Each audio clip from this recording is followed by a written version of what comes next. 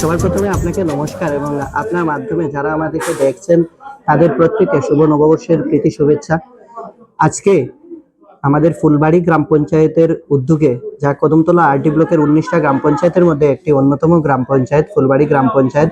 ফুলবাড়ি গ্রাম পঞ্চায়েতের উদ্যোগে এই এলাকার যারা বাসিন্দারা আছেন তাদের মধ্যে 295টি ফিল্টার বিতরণের অনুষ্ঠান এখানে অনুষ্ঠিত হয়েছে।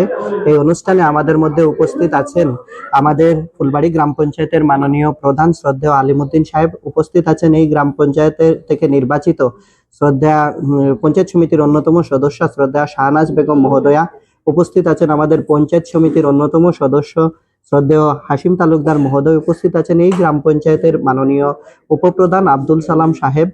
আমরা প্রত্যেকে আজকে এখানে অনুষ্ঠানের মাধ্যমে, ছোট করে একটা অনুষ্ঠানের মাধ্যমে এই এলাকার প্রথম ধাপে 70 জনকে বিশুদ্ধ পানীয় জলের জন্য এই ফিল্টার বিতরণ করা হয়েছে। আগামীকালও সেটা চলবে।